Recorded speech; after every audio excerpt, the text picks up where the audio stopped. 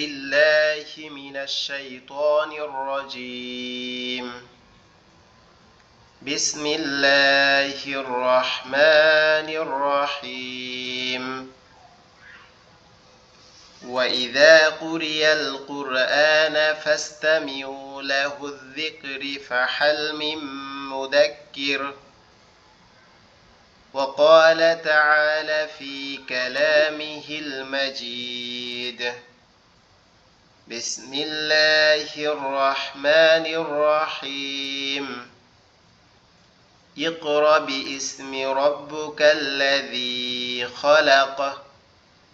خلق الإنسان من علق اقرأ ربك الأكرم الذي علم بالقلم وقال النبي صلى الله عليه وسلم خيركم من تعلم القرآن وعلمه نحمده ونصلي على رسوله الكريم وعلى آله وأصحابه وبارك وسلم সুবহানাল্লাহি ওয়া বিহামদিহি সুবহানাল্লাহিল আযীম।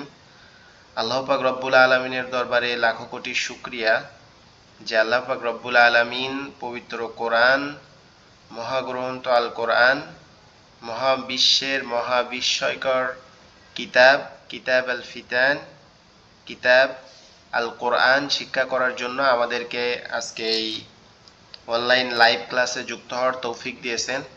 এজন্য আমরা সর্বপ্রথম আল্লাহ পাক রব্বুল আলামিনের শুকরিয়া আদায় করি, সকলে বলি আলহামদুলিল্লাহ। আল্লাহ পাক রব্বুল আলামিন পবিত্র কোরআনটা আমাদের জন্য নিয়ামত এবং আল্লাহ রাসূল সাল্লাল্লাহু আলাইহি ওয়াসাল্লামের শ্রেষ্ঠ মুজিজা হিসেবে এই পৃথিবীতে প্রেরণ করেছেন। এই কোরআন যে শিখবে আল্লাহ তার মর্যাদা বাড়িয়ে দিবেন, এই কোরআনের সাথে যে থাকবে আল্লাহ পাক রব্বুল আলামিন তার মর্যাদা বাড়িয়ে দিবেন। এই কোরআন নিয়ে যে কথা বলবে আল্লাহ তাকে মর্যাদাবান বানিয়ে দিবেন ইনশাআল্লাহ। আল্লাহ পাক রব্বুল আলামিন পবিত্র কোরআনের ভিতরে বলতেছেন যে পবিত্র কোরআন যারা তেলাওয়াত করে তারা হচ্ছে সর্বশ্রেষ্ঠ জিকির করে। এরপরে আল্লাহ পাক রব্বুল আলামিন পবিত্র কোরআনের যে প্রথম সূরা অর্থাৎ প্রথম যে 5টা আয়াত নাজিল করেছিলেন, সূরা আলাকের প্রথম 5টি আয়াত, এই আয়াতের ভিতরে আল্লাহ পাক রব্বুল আলামিন বলতেছেন ইকরা বিইসমি রাব্বুকাল্লাযী খলাক, অর্থাৎ পড়ো তোমার প্রভুর নামে যিনি তোমাকে সৃষ্টি করেছেন। ঠিক আছে। এরপরে আল্লাহ রাসূল সাল্লাল্লাহু আলাইহি ওয়াসাল্লাম তিনি কি বলতেছেন? তিনি বলতেছেন খায়রুকুম মান তাআল্লামাল কুরআনা ওয়া আল্লামা, তোমাদের মধ্যে থেকে সর্বোত্তম ওই ব্যক্তি যে নিজে কোরআন পড়ে এবং অপরকে কোরআন শিক্ষা দেয়। ঠিক আছে, আমরা সেই কোরআন পড়ার অর্থাৎ সেই সর্বোত্তম ব্যক্তি হওয়ার জন্য আজকের এই ক্লাসে জয়েন করেছি। আমাদের এই ক্লাসটা হচ্ছে ফ্রি ক্লাস। আমাদের প্রতি মাসের 1 থেকে 5 তারিখ পর্যন্ত 5টা করে ফ্রি ক্লাস থাকে এবং আমরা চেষ্টা করি এগুলোর দ্বারা আপনারা কিভাবে আমরা ক্লাস করাই, কিভাবে আপনারা আমাদের ক্লাসে জয়েন করবেন বা আমাদের পরিচয় কি, আমরা কতটুকু অথেন্টিক বা কতটুকু সত্য, এটা জানা যাতে আপনাদের জন্য সুবিধা হয়, সেজন্য আমরা প্রতি মাসে আপনাদের জন্য কিছু ফ্রি ক্লাসের ব্যবস্থা করি। সেই ধারাবাহিকতায় আজকে আমাদের এটা দ্বিতীয় ক্লাস। আমাদের এই ক্লাসগুলো 4 তারিখ পর্যন্ত চলবে ইনশাআল্লাহ। তো আমরা আর কথা না বলে আমরা পড়াটা শুরু করি। আমরা গতকালকের ক্লাসটাতে আরবি হরফ থেকে 11টার মতো হরফ পড়েছিলাম।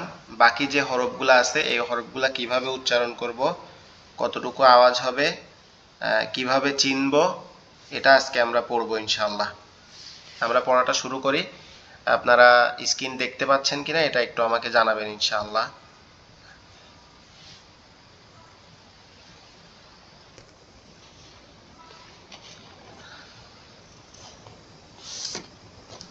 আপনারা কেউ একজন আমাকে একটু জানাবেন ভয়েসটা অন করে যে আপনারা কি স্ক্রিনটা দেখতে পাচ্ছেন? জি আলহামদুলিল্লাহ দেখতে পাচ্ছি।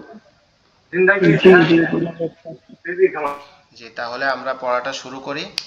আমরা আজকে পড়ব আরবি হরফের পরিচিতি, ঠিক আছে? তো আরবি পড়া শুরু করার আগে আমরা কিছু দোয়া পড়ে নিব। সেটা হচ্ছে বিসমিল্লাহির রহমানির রহিম, রব্বি জিদনি ইলমা। আপনারা মিউট করে, আমি যে পড়াটা পড়বো আপনারা মিউট করার পরে আওয়াজ করে পড়বেন, যাতে অন্য কারো সমস্যা না হয়, ঠিক আছে? রব্বি জিদনি ইলমা, রব্বি জিদনি ইলমা,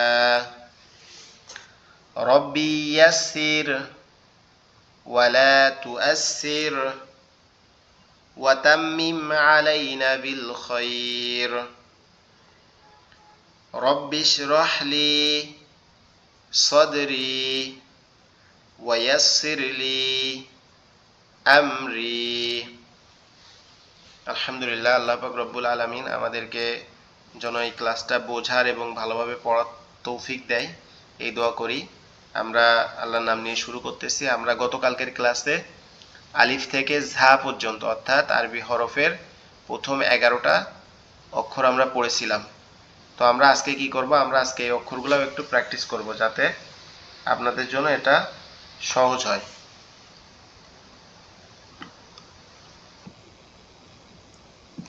ওকে, এখানে আমরা প্রথমে যে অক্ষরটা দেখতে পাচ্ছি এটা হচ্ছে আলিফ। তো এই অক্ষরগুলা আপনাদেরকে চেনানো বা অক্ষরগুলা পরিচিত করার আগে একটা বিষয় একটু পড়াই। সেটা হচ্ছে এখানে আমরা ই করব,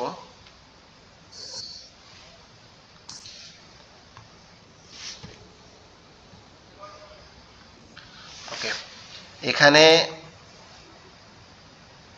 একটা যে দাগের মতো দেখা যাচ্ছে, এই যে একটা দাগের মতো দেখা যাচ্ছে, এটা হচ্ছে আলিফ। একটা দাগের মতো যে অক্ষরটা দেখা যাচ্ছে এটা হচ্ছে আলিফ। এরপরে বাকি যে অক্ষরগুলো আছে আমরা দেখি, আরবি হরফ হচ্ছে টোটাল 29টি। আরবি হরফ সর্বমোট 29টি। প্রতিটা ভাষা, আমরা পৃথিবীতে যতগুলা ভাষা জানি, আমাদের পাশের দেশে আছে আপনার প্রায় 15টার মতো ভাষা। ইন্ডিয়ার পশ্চিমবঙ্গে আমাদের বাংলা ভাষা চলে, তারপর ওখান থেকে বিহারে বিহারি ভাষা, তারপরে যদি দিল্লিতে যান, মুম্বাই যান, সেখানে হিন্দি চলে, উর্দু চলে, তামিলে গেলে তামিল ভাষা চলে, তেলেগুতে গেলে তেলেগু ভাষা চলে, আর রাজস্থানে গেলে রাজস্থানী ভাষা চলে, তারপরে আপনার কেরালায় গেলে ওখানের ভাষা চলে।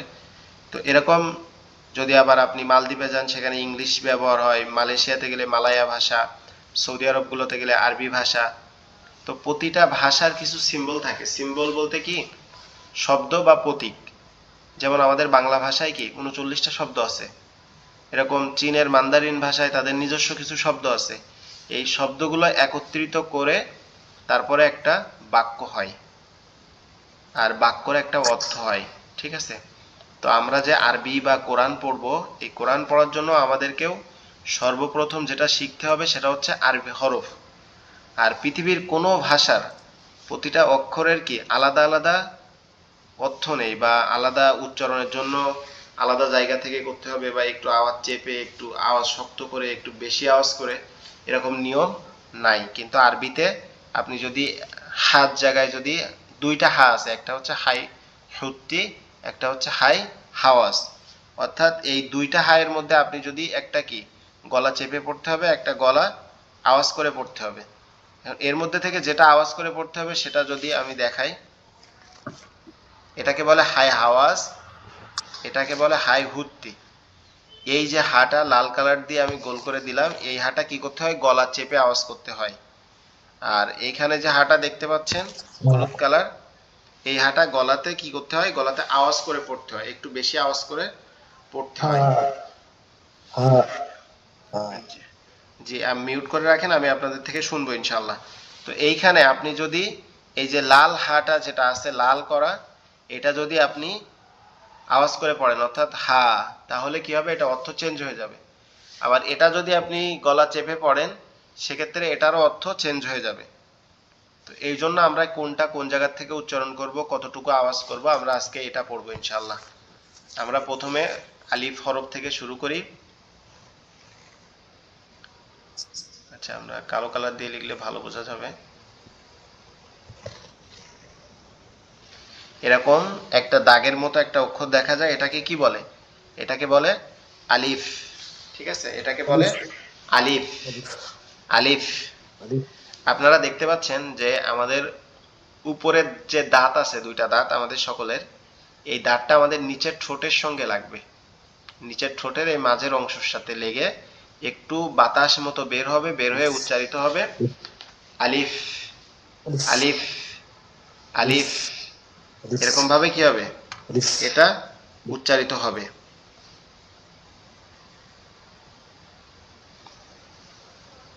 ওকে, এরপরে যে অক্ষরটা আছে সেটা হচ্ছে বা। নৌকার মতো দেখা যায়, তার নাম কি? বা। নৌকার মতো দেখা যায়, তার নাম হচ্ছে বা। আরো একটা বিষয় আপনাদেরকে ক্লিয়ার করি, আরবি হরফের উপরে কিংবা নিচে এরকম যে চিহ্নগুলো আসে, নোক্তা ফোঁটা মতো আসে, একটা একটা ফোঁটা বা একটা ফোঁটা, দুইটা ফোঁটা বা তিনটা ফোঁটা থাকে, এই ফোঁটাগুলোকে বলা হয় নোক্তা। এই ফোঁটাগুলোকে কি বলা হয়? নোক্তা। তো আমরা কালকে যে অক্ষরগুলো শিখেছিলাম ওগুলো একটু দ্রুত পড়বো আর কি। নৌকার মতো দেখা যায় এমন তিনটা অক্ষর আছে আরবিতে, একটা দিছি, দুইটা, তিনটা। আচ্ছা,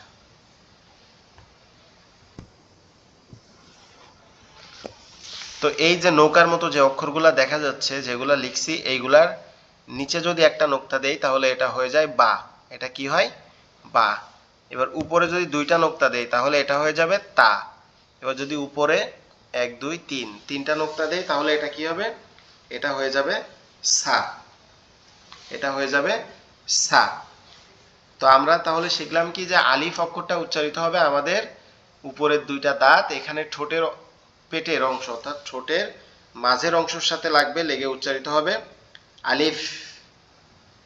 আলিফ এমন একটু কি, একটু হাওয়া মতো বের হবে, একটু বাতাস মতো বের হবে, বের হয়ে উচ্চারিত হবে আলিফ, এরকম ভাবে। ঠিক আছে, এর পরের যে অক্ষরটা সেটা হচ্ছে বা।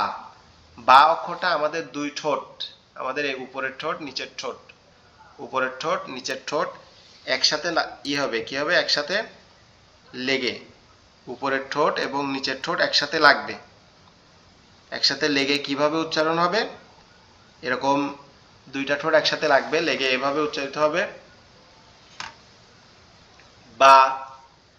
বা একসাথে লেগে থাকবে, লেগে থেকে কি হবে? একটু খুলে যাবে। যখন উচ্চারণটা হবে তখন কি হবে?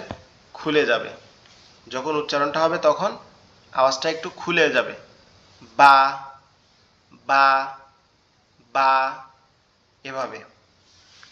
তাহলে আমরা বা এর উচ্চারণটা শিখলাম। এরপরে তা যে অক্ষরটা আছে, এর পরের অক্ষরটা কোনটা? এর পরের অক্ষর হচ্ছে তা। আপনারা কি আমাকে দেখতে এবং আমার কথা শুনতে পাচ্ছেন? যে কোনো একজন একটু জানাবেন। জি। আচ্ছা, ওকে, আলহামদুলিল্লাহ। তো এরপরে যে অক্ষরটা আছে সেটা হচ্ছে তা। তা অক্ষরটা কোথা থেকে উচ্চারণ হবে? তা অক্ষরটা আমাদের এই যে জিহ্বার আগাটা, এটা উপরের যে দুইটা দাঁত আছে, এই যে সামনের দুইটা দাঁত, এই দুইটা দাঁতের গোড়ার সঙ্গে লাগবে, অর্থাৎ ভিতরের যে গোড়ার অংশ আছে ওইখানের সাথে লাগবে, লেগে উচ্চারিত হবে তা, তা, তা, তা। ঠিক আছে, এভাবে উচ্চারিত হবে। আর তায়ের উপরে নোক্তা থাকবে কয়টা? তায়ের উপরে নোক্তা থাকবে দুইটা। তায়ের উপরে নোক্তা থাকবে কয়টা? দুইটা। তাহলে নৌকার মতো দেখা যায়, উপরে দুই নোক্তাওয়ালা তা।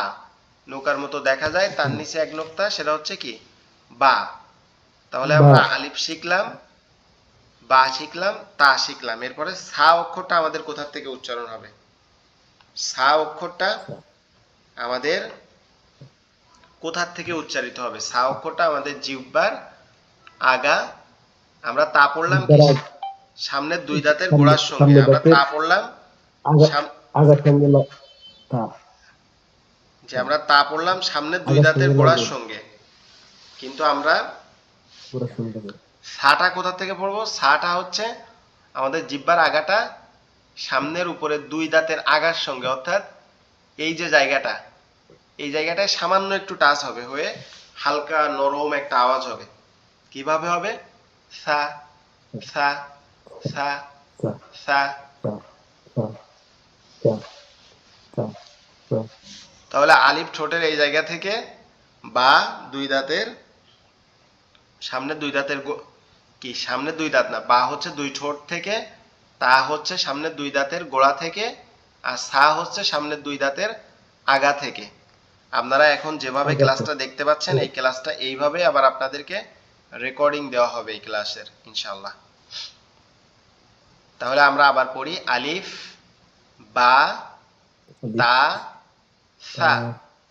তা আলিফ, সা বা, সা তা, আলিফ তা সা।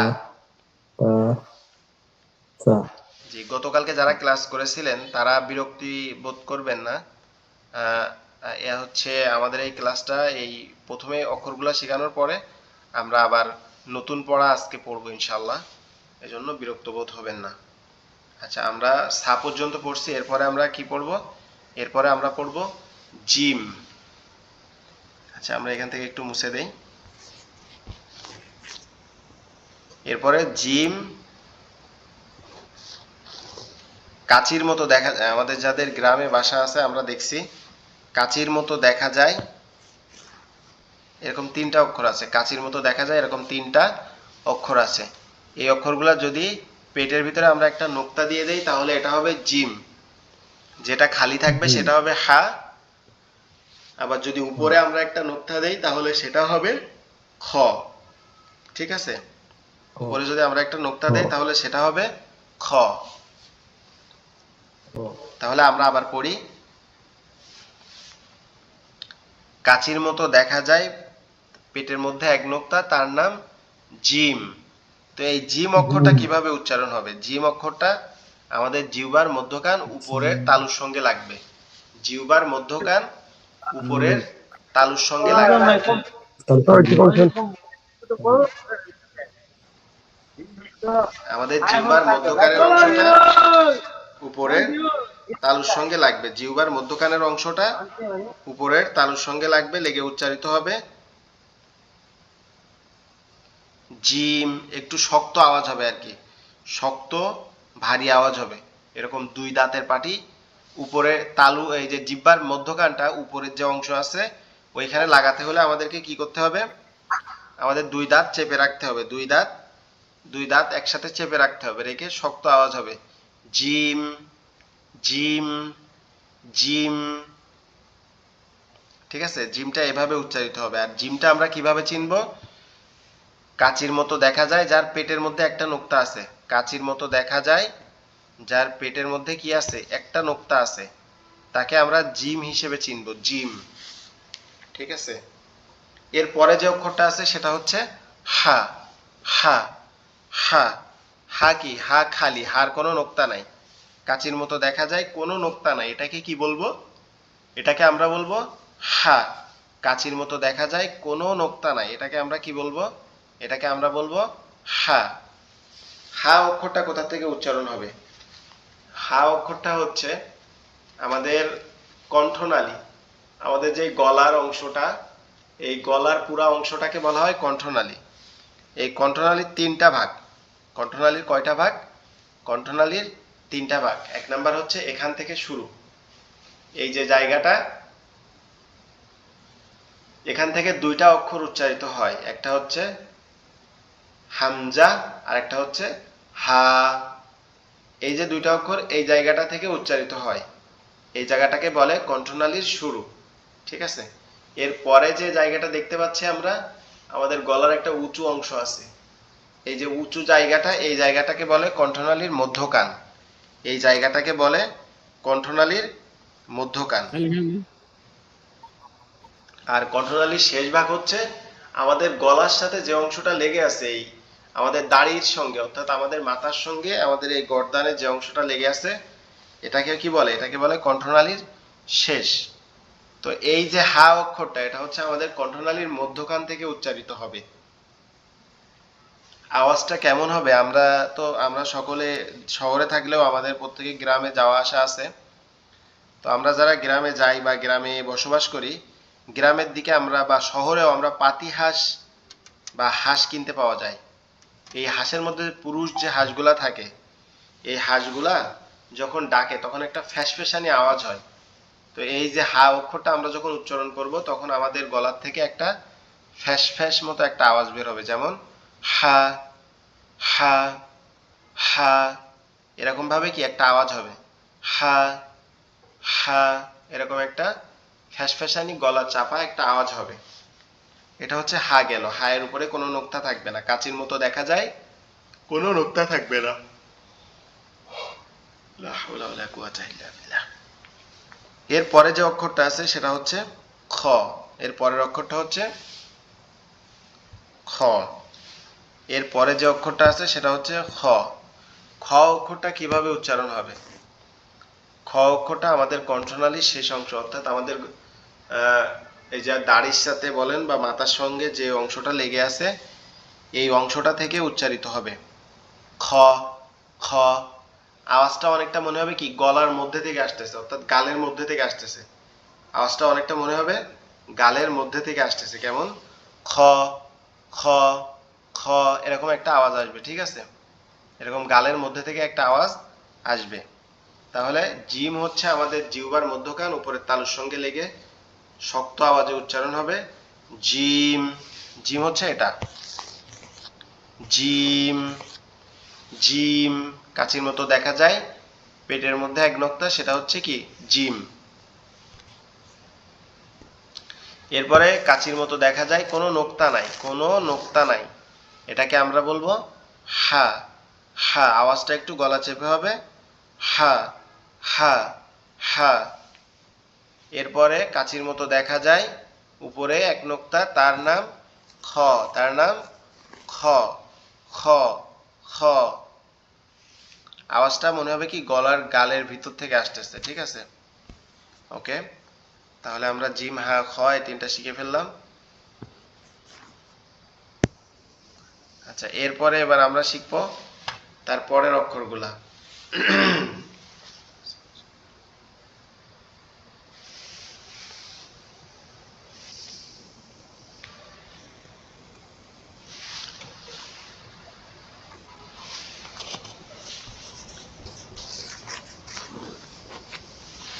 ওকে, আমরা এখন শিখব,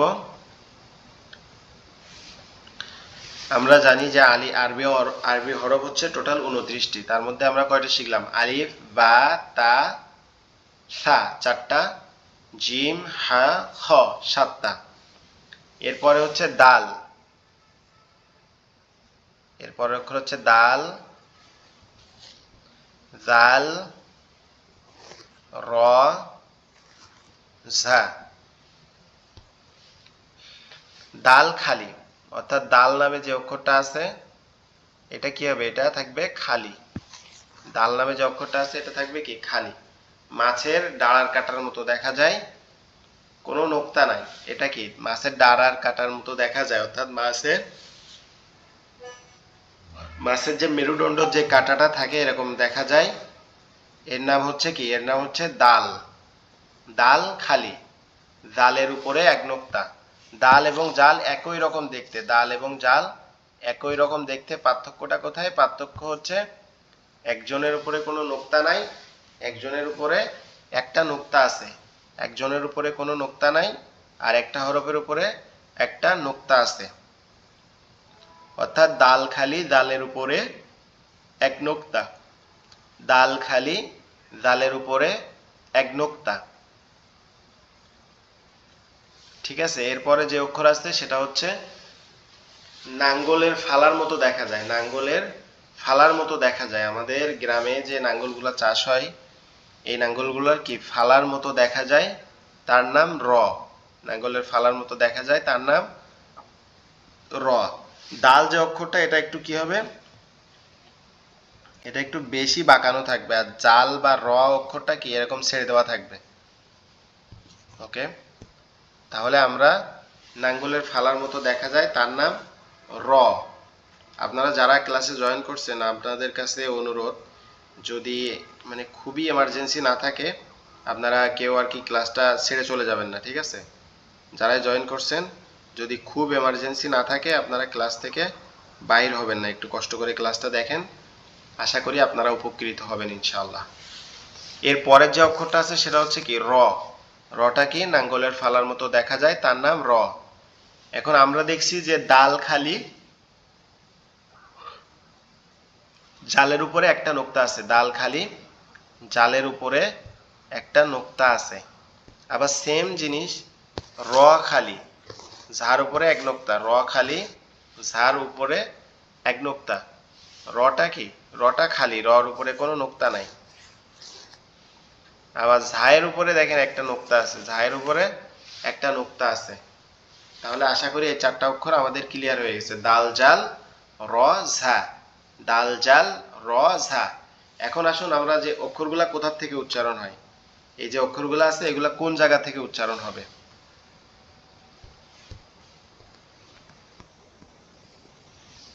এখানে যে দাল অক্ষরটা আছে, এই দাল অক্ষরটা আমাদের জিহ্বার আগা সামনের দুই দাঁতের গোড়ার সঙ্গে লাগবে, অর্থাৎ তা যেখান থেকে উচ্চারিত হয়েছে দাল অক্ষরটাও একই জায়গা থেকে উচ্চারিত হবে। এরপরে জাল অক্ষরটা আমাদের জিহ্বার আগা সামনে দুই দাঁতের আগার সঙ্গে, অর্থাৎ সা এবং জাল একই জায়গা থেকে উচ্চারণ হবে, সা এবং জাল একই জায়গা থেকে উচ্চারিত হবে। তো আমরা দালটা বলি, দালটা হবে জিহ্বার আগা সামনে দুই দাঁতের গোড়ার সঙ্গে, দাল দাল দাল। আর জাল হচ্ছে জিহ্বার আগা সামনের দুই দাঁতের আগার সঙ্গে, জাল জাল জাল জাল জাল।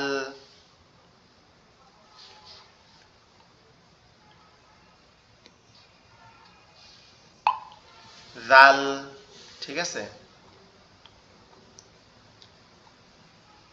জাল জাল এরকম ভাবে উচ্চারণ হবে। আর এরপরে র যে অক্ষরটা আছে, র অক্ষরটা একটু উচ্চারণটা কঠিন আছে। র অক্ষরের উচ্চারণটা, এই যে র অক্ষরটা আছে, এই র অক্ষরের উচ্চারণটা আমাদের জিহ্বার আগা এরকম একটু বেঁকে যাবে। জিহ্বার যে আগার যে উল্টা পিঠ, অর্থাৎ জিহ্বার আগাটা একটু বেঁকে গিয়ে ওই উল্টা অংশটা উপরে লাগবে, উপরের তালুর সঙ্গে, উল্টা অংশটা উপরের তালুর সঙ্গে লাগবে, লেগে উচ্চারিত হবে র, একটু কম্পন দিয়ে উচ্চারিত হবে র র র র, এভাবে একটু কাপা কাপা ভাবে উচ্চারিত হবে।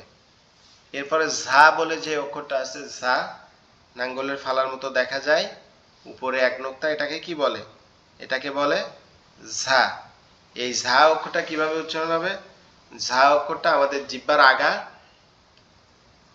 এই জিহ্বার আগাটা সামনের নিচের দুই দাঁতের আগার সঙ্গে লাগবে।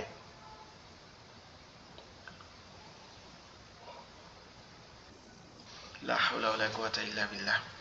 সামনের উপরের দুই দাঁতের আগার সঙ্গে লাগবে, লেগে উচ্চারিত হবে ঝা ঝা, লেগে উচ্চারিত হবে ঝা।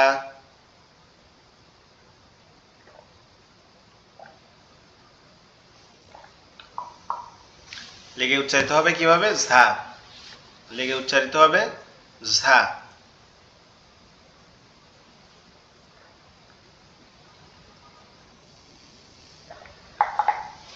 জি, তাহলে আমরা আরো একবার এটা রিপিট করি। দাল অক্ষরটা কোথা থেকে উচ্চারিত হবে, দাল অক্ষরটা আমাদের জিহ্বার আগা সামনের দুই দাঁতের গোড়ার সঙ্গে লাগবে, জিহ্বার আগা, জিহ্বার আগাটা সামনের দুই দাঁতের গোড়ার সঙ্গে লেগে দাল অক্ষরটা উচ্চারিত হবে।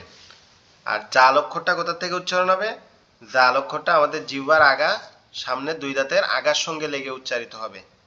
আর র অক্ষরটা আমাদের জিহ্বার আগার উল্টা পিঠ উপরের তালুর সঙ্গে লেগে উচ্চারিত হবে, কম্পন কম্পন একটা ভাব নিয়ে, র র র এরকম ভাবে, ঠিক আছে। আর ঝা অক্ষরটা কিভাবে উচ্চারণ হবে, ঝা অক্ষরটা আমাদের জিহ্বার আগা সামনের নিচের দুই দাঁতের আগার সঙ্গে লাগবে, লেগে উচ্চারিত হবে ঝা ঝা ঝা ঝা ঝা, অর্থাৎ আপনি জিহ্বাটা ঝেড়ে ফেলে দিচ্ছেন মতো এরকম একটা আওয়াজ হবে, ঝা ঝা ঝা, ঠিক আছে।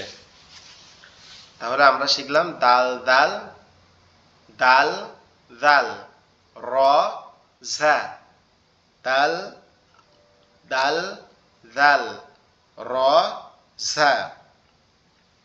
জি আলহামদুলিল্লাহ। এরপরে আরো একটা অক্ষর আছে যে দুইটা অক্ষর কি একই রকম দেখতে, যে অক্ষরটাও দুইটা অক্ষর একই রকম দেখতে, চারটা অক্ষর আছে এরকম। সেগুলো হচ্ছে সিন, শিন, সিন, শিন।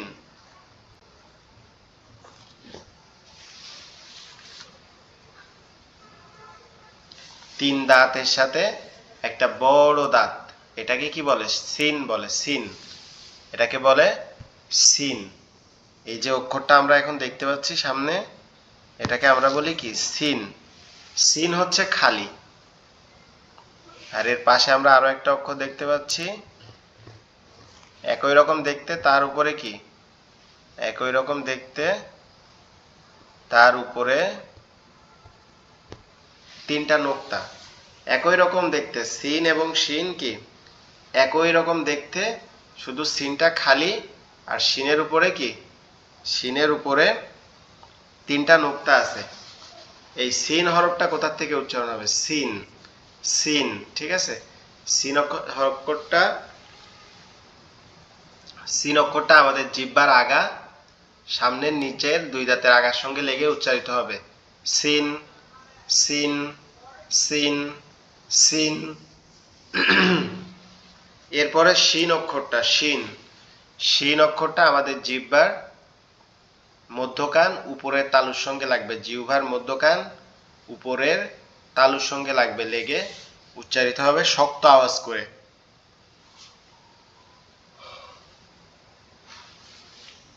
শিন, শিন, শিন, এরকম আওয়াজ হবে। কি হবে? একটু আওয়াজটা একটু মোটা হবে বা একটু শক্ত হবে। আওয়াজটা একটু মোটা অথবা শক্ত হবে, হয়ে উচ্চারিত হবে শিন, শিন, শিন। তাহলে সিন খালি, শিনের উপরে তিন নোক্তা। সিন খালি, শিনের উপরে তিন নোক্তা। তাহলে আমরা সিন এবং শিন শিখলাম। সিন এবং শিন, সিন এবং শিন আমরা শিখে ফেললাম। এরপরে আমরা শিখব সোয়াদ এবং দদ। সোয়াদ এবং দদ, সোয়াদ এবং দদ। সোয়াদ অক্ষরটা হচ্ছে একটা গোল দিয়ে শুরু হয়ে বড় একটা গামলার মতো হবে। একটা গোল দিয়ে শুরু হয়ে তার সামনে একটা বড় একটা হাঁড়ি বা একটা গামলার মতো হবে। এটাকে কি বলে? সোয়াদ। আর এই সোয়াদের উপরে যদি একটা নোক্তা দেওয়া হয় তাহলে সেটা হয়ে যায় দদ। সোয়াদ খালি অবস্থায় কি থাকে? সোয়াদ। যদি তার উপরে একটা নোক্তা দেওয়া হয় তাহলে সেটা হয়ে যায় কি? দোয়াদ। সেটা হয়ে যায় দোয়াদ। তাহলে সোয়াদ হচ্ছে কি? সোয়াদ হচ্ছে খালি, সোয়াদের উপরে কোনো নোক্তা নাই। সোয়াদের উপরে কি নাই? কোনো নোক্তা নাই। আর দদের উপরে, দদ যখন হবে তার উপরে কি হবে? এই দোয়াদ হইলে দোয়াদের উপরে একটা নোক্তা হবে। দোয়াদ হইলে দোয়াদের উপরে একটা নোক্তা হবে। এখন আসুন আমরা যে সোয়াদ কোথা থেকে উচ্চারণ হবে এবং দোয়াদ কোথা থেকে উচ্চারণ হবে। সোয়াদ অক্ষরটা আমাদের জিহ্বার আগা, সামনের নিচের দুই দাঁতের আগার সঙ্গে লাগবে, লেগে উচ্চারিত হবে সোয়াদ, সোয়াদ, সোয়াদ, সোয়াদ, সোয়াদ, এরকম ভাবে উচ্চারিত হবে। তিনটা অক্ষর আমাদের জিহ্বার আগা, তিনটা অক্ষর আমাদের জিহ্বার আগা, সামনের নিচের দুই দাঁতের আগার সঙ্গে লাগবে, লেগে উচ্চারিত হবে। কয়টা অক্ষর? তিনটা অক্ষর। এক হচ্ছে সদ, দুই হচ্ছে সিন, আর তিন হচ্ছে ঝা। ঝা, সিন, সদ। ঝা, সিন, সদ। ঝা, সিন, সদ। এই তিনটা অক্ষর কি হবে? আমাদের জিহ্বার নিচের সাথে সামনে, সামনের, সরি, জিহ্বার আগার সাথে সামনের নিচের দুই দাঁতের আগার সাথে কি হবে? জিহ্বার আগার সাথে সামনের নিচের দুই দাঁতের আগার টাচ হবে, অর্থাৎ জিহ্বার আগাটা সামনের নিচের দুই দাঁতের আগার সঙ্গে লাগবে, লেগে উচ্চারিত হবে ঝা। সদ, সিন, ঝা। ঝা, সিন, সদ। ঠিক আছে, তাহলে সদ হচ্ছে আমাদের জিহ্বার আগা, সামনে দুই দাঁতের আগার সঙ্গে লাগবে, লেগে উচ্চারিত হবে সদ। সদ। আমরা তো এখন অক্ষর শিখতেছি, আমাদের হয়তো একটু বোরিং লাগবে, কিন্তু আমরা সামনের ক্লাসগুলো আরো বেশি ইন্টারেস্টিং হবে। ঠিক আছে, আপনারা ক্লাসগুলা করতে থাকেন, আশা করি ইনশাল্লাহ আপনাদের উপকৃত হবেন আপনারা। তাহলে আমরা কি করব, আমরা যে পড়তেছিলাম, আমরা হচ্ছে সদ, সদ অক্ষরটা কোথা থেকে উচ্চারিত হবে? সদ অক্ষরটা আমাদের জিহ্বার আগা, সামনের নিচের দুই দাঁতের আগার সঙ্গে লাগবে, লেগে উচ্চারিত হবে সদ, সদ, সদ। ঠিক আছে, এভাবে উচ্চারিত হবে। এরপরে যে অক্ষরটা আছে সেটা হচ্ছে দোয়াদ। এরপরের অক্ষরটা হচ্ছে দোয়াদ।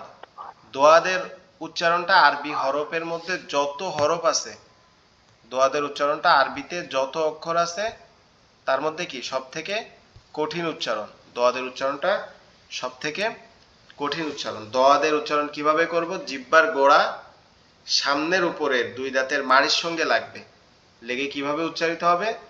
দোয়াদ, দোয়াদ, দোয়াদ, দোয়াদ, দোয়াদ। এরকম একটু এখানে আওয়াজটা একটু একটু মোটা মোটা হবে, একটু ভারী মতো। দোয়াদ, দোয়াদ।